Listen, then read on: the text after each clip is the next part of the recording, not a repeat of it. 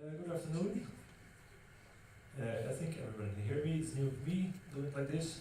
Okay, so I want to talk about Django channels, and I want to tell you why it came to be that we do this presentation. So we're at Spindle, Python shop here in Groningen, and we sponsored the event, but we did not have a speaker. So we're here with a lot of people, like 10 plus colleagues, and we didn't have anything to talk about. So then we wondered, what's interesting in Python, and especially Django, because we use a lot of Django. And I think we agree that Django channels is one thing that excites us.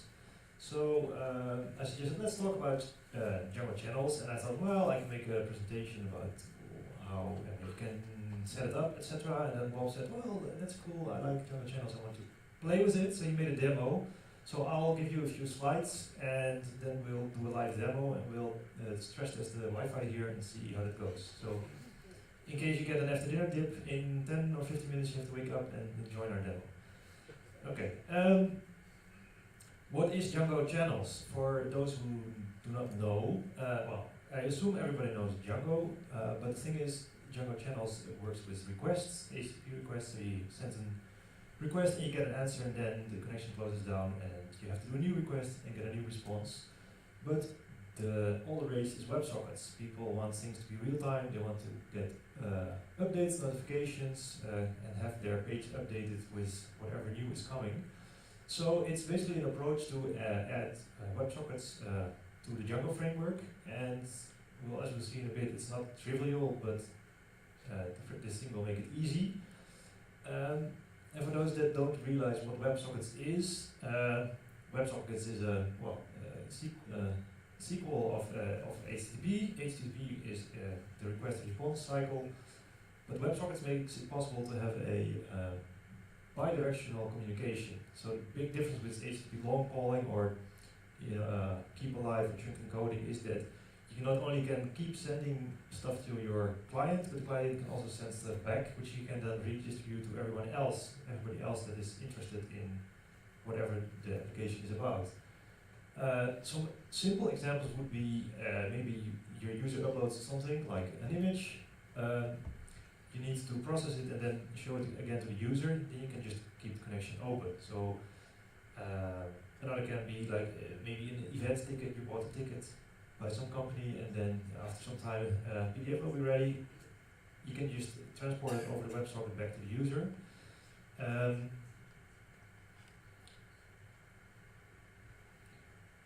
And it is really easy to do this because, well, you can do your own nuts and bolts solution. You can throw Node.js in the mix, or you can have a task queue, maybe Celery, have all kinds of ways to do background processing and send it back to the user in some form when it's ready. But then you have to do a whole lot of trickery to have a side channel, or you have to make people reload or send them an email that whatever they're looking for is now done. So it makes it a lot easier. Since we're all Pythonistas, we like one obvious way to do things like this. Say you want WebSockets, how to do it? Well, currently there are like 3 or 4 ways to do it. This will promise to have one obvious way to do it.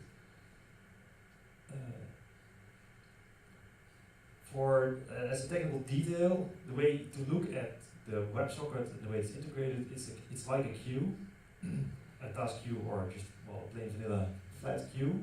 However, it does not give you any promises, so it's not. It won't solve anything. It won't solve everything. I mean, sometimes you still need other ways to get the message out. But yeah, so it's ordered first in, first out queue with message expiry and at most once delivery. As you will see in our demo, it will push out all new updates to the channel if you have lots of subscribers of the channel, but it does not give you anything that was there in the past. So sometimes you have to do some extra work to get everything out there. Okay, so the idea is you have an app, we have a map app, and then what do you need to do to add Django channels to your application? You add channels to instance apps. And if you're on 1.8, 1.9, you also add it to the requirements. And then for the part of refactoring your code, you're done, which is pretty good news to me. However, there's always a but. if you do the operations part, the deployment part, there are some things you have to be aware of. Current request response cycle is standardized in something called WSGI, and it's also pronounced as WSGI or WSGI. The new standard is asynchronous, so that becomes ASCII. So maybe it feels to me that we're going back to the 60s or something. WSGI and ASCII, well, what is this ASCII? Currently, a request to Django looks like this. You have a browser, a web server, which can be MicroWhiskey or a Green Unicorn or something like along those lines. The run server in Django itself. The Whiskey standard is actually basically in the Django part and the blue part here. It doesn't say specifically in this picture, but this is basically currently how it looks like, and it becomes this. So all the complexity is still there, but it's just hidden in the framework for you, as long as you just switch to ASCII. What happens is that there's a channel layer in between. You have two processes, one that handles the requests to the browser, which keeps the WebSockets open, and it forwards it all to the channel, and the channel has then worker processes, which are Django processes, which will deal with whatever going in and out. So this will also basically like emulate or still provide the old way of just request response, but it will also communicate to the background workers and to background processes which can inject other stuff that needs to put out to the interested user. The channel can be in memory. That's the most simple one. If you're just testing it, it can be in memory on a single host. If you need to scale out, you need something else. Redis is what they promote, but it's the standard is open, so you can use a database or some other things that people will like in the future. And if you just start get going, you have to replace your run server by a run worker, which will do the processing of which will execute code basically, and well, Daphne is their default implementation of the ASCII protocol, which is also in Django if you install it, and that will do communication with the browser. Well, that's all simple enough. Then we want to show you the demo, what you can build with it. So we can do a demo, but you can join our demo by going over to this URL with your phone, laptop, tablet, whatever you have. And one thing I didn't mention, but what is really nice, especially compared to all the other well, nuts and bolts solutions out there, is that it just integrates completely with Django, so also with the Django authentication, which is really nice because that's a lot of hassle to do it yourself. So we made two users, Python 1 and Python 2, so maybe let's say that this part will be Python 1 and this part will be Python 2, if you like. And then you get a slight different experience. You get a different color. So can we switch to the demo? No? Yeah, just start the demo. See if it works. Just click. Someone still needs the URL. So. Sorry. Ready? Come on, you're a nerd. Type faster. You can do that. spindlechannels.herokuapp.com/login. And you don't really have to log in if you don't want to. So yes, if you're stubborn, don't log in, you will get the third color, so then you can be different than the rest. Oh great, I see everybody's using the demo already. Oh great, well. Guys, you're great. I actually don't have to do anything anymore because this is the demo showing already. It's a very simple app. We took it from one of the blog posts about Django channels. That was a little bit more into detail about how you can subscribe to an area, and if something happens in that area you get a notification. We just made it a little bit simpler. Just you can add markers, and you can move the markers around as well, as you can see a lot of you are doing already. And the map will automatically update. So all this is doing is it's doing an HTTP request and gets a normal web view through the Django normal request response cycle. It fires up a template, loads the map, and all the rest is doing is WebSockets. So it opens the WebSockets as soon as it loads the template, and all the dropping of the markers and the moving of the markers is sent through the WebSocket to the web server, and as soon as you actually drop it, we save it to the database as well. So everything you see is not only in memory, but it's in the database as well.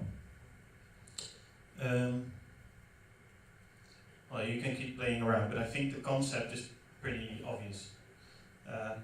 And that's all there is to it for the demo. I'm not writing any code at the moment, I'm just showing you parts of it, and we simplified it a little bit to make it more understandable.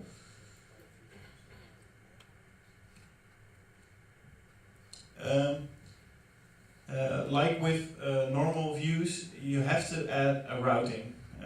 And the routing can be as complicated as you can make it in normal web views, in the normal views.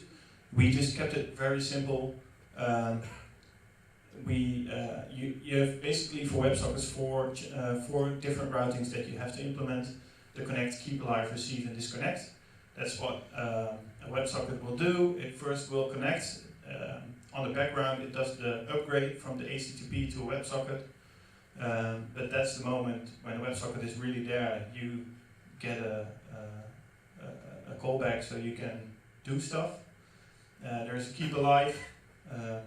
I actually haven't seen it go by in the demo, so I just kept it in there to make sure that the channel is still open. Receive is a push from the client to the server, and a disconnect is when the connection is lost, you get a disconnect message. Then you have to implement the consumers.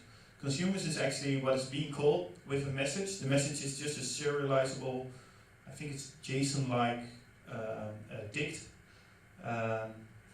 back transferred to normal Python dict, but it goes into, I think, JSON in the Redis queue. This is on the connect. One of the important things to know is the decorator, channel session user from HTTP. It's a bit long, but what it does is it makes sure that when you get the connection, it looks if there is an authentication from Django, and it adds it to the message, so you always know what kind of user you have and if the user is authorized or not. So in the demo, if you're not authorized, you just well, we do nothing in the connect. I'm sorry for that. But to show you it's not persistent, the messages that are there, we're walking over all the markers that are in the database, and we're just sending them to the reply channel of the message, and that's the way you can communicate back to through the WebSocket. So we dump the marker info and we read it out in JavaScript. And the last thing that you can do is you add the reply channel to a group, so you can keep track of it after this method is done. So I just made one group for the demo, that's notifications, so everyone who's connecting, their socket will be dropped into notifications, but you can add people to different groups. So one obvious way to do it is to get the user ID and add him to a group with his unique ID if you want to send messages specifically to one person, or if you want to have that person in some sort of group, you make different groups for that, and you make one overall group if you want to push out something to every user that's online. Well, this is the keep alive. The only thing that the explanation said did was add the reply channel again. I think it's unique by default, so you can add multiple times to the same group, and it does what it does. I didn't see multiple pushes to the same socket, so I think it's unique based, but I haven't seen the implementation at the back end, so I don't know. The receive part, this is actually quite interesting because it makes it a lot easier to transfer data through a WebSocket from the user, and you know for sure it's authenticated through the normal system. And if you use WebSocket Secure, it's also a secure connection as well. We have to see in practice if this is if this is easily hijacked or not. I don't think so. You probably, if you want to send out sensitive data, just keep API pushes and you use it to send information back through a socket. But for the demo, it was just fine. What we do is we read the JSON data that was sent through the socket. We get location from it and we save it to the marker. And by saving it, we're done on the receiving part. And we actually, this is the disconnect. So when the connection is died, we kill the reply channel from the group so that there's nothing hanging there anymore.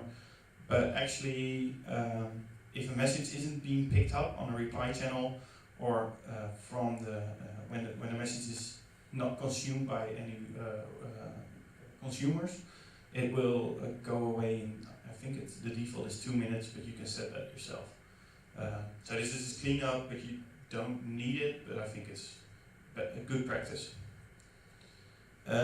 What we actually did when we saved the marker is get a post save signal, and we just send a very simple notification, and this is actually the part where you send information back to the user. That's a group, you get the group and you set an easy Python dict that can be read through the JavaScript or whatever implementation you have on the other side.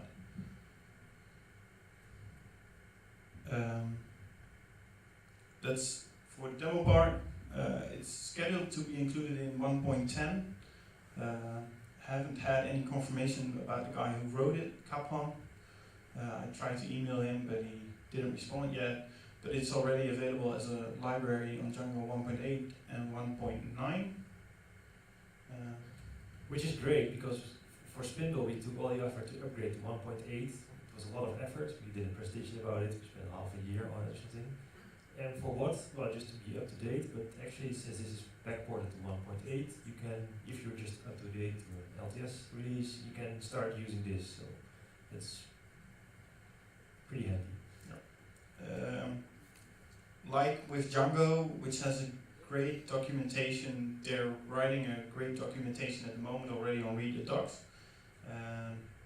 We'll give you the URL to this presentation, but if you just go to channelsreadthedocs.org or IO, I think it is, you get a great explanation about ASRI, Daphne, all about how the implementation is going on. And well, this is the link to the URL. Went quite fast. Let's see how you did on the demo part. Yeah, great. We're dropping markers somewhere off the earth. But I think green one. Yeah. One thing that I could add to the presentation is it's all run on Heroku because we use it for Spindle, and I'm pretty familiar with it. Come on. Just to show you how that you don't have to be in the whole response cycle to do stuff. I'm firing off now a command that just runs a management command on Heroku that says clear markers. And on the back end, I wrote some code that will send out a notification to the group, and it will send a notification through every client to clear out all the markers from their screen. Mind you, management commands on Heroku aren't that fast, so hopefully I've got time to switch to the right view. And let's hope it actually clears all the markers.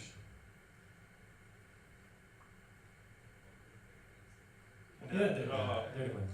Bad timing, but they're gone now. So this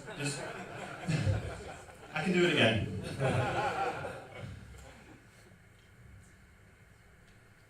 So I run the command again. There are already some new markers on it.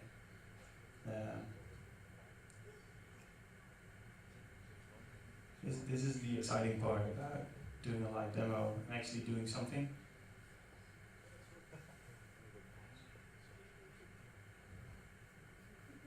There it is. Okay. So So as you can see, you can do celery or whatever as long as your process in a management command or whatever is hooked up to the same Redis that is using the channels. It will send a notification through the channel and it will use the WebSockets that are available and push a message out. Maybe it's time for questions? I think so. Yeah. So if you're using one Redis, does it scale? If you scale up the... That's the part that I was reading about this morning. How scalable is it? They say it's pretty scalable. They're doing tests at the moment to see how scalable it is. You can run, but what they're actually saying is if you have the run worker that we showed you, you can put that in a cluster and run multiple workers. And you have to see how many Daphne instances you need to get all the requests in. So you actually split up the work about keeping the connection alive, which uses, at the moment, I think it's Twisted and Async.io to keep the WebSocket alive. That's the only part that's in the interface part. So let me... It should be pretty scalable. I think in the end, the only bottleneck you could have is Redis, and there you could shard your Redis instances. The only thing is that you have, in the end, you have those, so here we call it notifications. So you have channels, and you need to have one channel on one Redis instance on which the workers then have to subscribe. So there will eventually be a bottleneck, but on many applications you will have many channels, and you can distribute them if you need. And for the rest, you can just put a load balancer in front of the async of the ASGI workers. Yeah, so I think they said something in the documentation that everybody needs to know the channel layer. So you can shard Redis like you can do with Redis, but as long as Redis needs to know all the interface servers, that's for the back communication. And the consumers and the worker process, you can scale that up in any way you like. So probably if you're doing intensive work at the background, they are talking about thumbnailing or whatever. If you're doing intensive processes in the background, you probably need a lot more workers, and you don't have to use that many interface servers. How heavy is it on the application itself, both from the backend interface to the user front end? The interface server is actually just it's not running Django, but it's running Tornado, Twisted I think, and Async.io. I haven't seen measurements about it, but the worker is actually running the whole Django part. I'm on a pretty low scale Heroku at the moment, so I don't see any measurements from processing or so that's something you have to find out in a demo, in your own demo, to see how big the load is. So if you switch from Whiskey to ASCII, not much happens. I mean, the earliest load test shows similar performance. Shouldn't worry too much about it.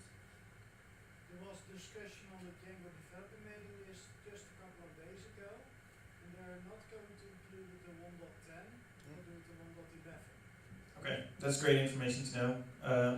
I was kind of skeptical because there in the documentation it says 1.10, but 1.10 comes out this summer already, and there's still the ASCII is still under development. So if you want to ship it out already in this summer, I think you have to be stable by this time and have more certainties. But for low skill, they say it's delivered one at most, and I don't know what the kind of phrase Most delivery. most, yeah. So make sure if you're using this that you rely on that. If you're really critical about sending information back and really heavy depending on WebSockets, you probably need to add extra stuff to it, and that's in the documentation as well. They say make sure that you cache or do whatever you need to do to make sure this is working. We're looking in a way that we're using we're building a CRM system, and people get a notification when there is a new email. Well, if you miss that one, you can miss that one. But if it's really critical for your app, you really need to test this out. Yeah, what they also say in the documentation is that they're finalizing specification. This was why they probably missed this summer, but they also mentioned that this is a great time to play with it, which is exactly what we did. Get familiar with it, make some toys, and it will be ready soon enough. Like what we say, it's done when it's done. So. What do you have to modify my Apache or Nginx configuration to hook this up to the outside world? Not very much. It should be. The question is, what do you need to change in your Apache or Nginx to hook it up? Basically, you need to have a WebSocket connection to the backend as well. So you probably now have an HTTP connection configured in Nginx to your micro-whiskey or something. Now you have to say it has to be WebSocket, so you probably need it for some other reason Nginx, and then it should just work. If not, then you send a ticket. But the Django channels to fix it. Yeah, what they actually said was if you run Daphne, make sure you run it in process D or something that it restarts when it is being killed. And you need to run a worker, at least one. If you don't run a worker in production, it won't do anything. So it will send out something on the channel and nothing is being processed. So you have two processes running at least. So that's a little bit different. So I was actually trying to make this demo on my first VPS that I just got this week, and I'm nothing of an implementer of that sort of stuff.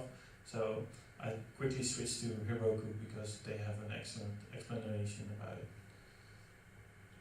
More questions? Well, thanks for your time.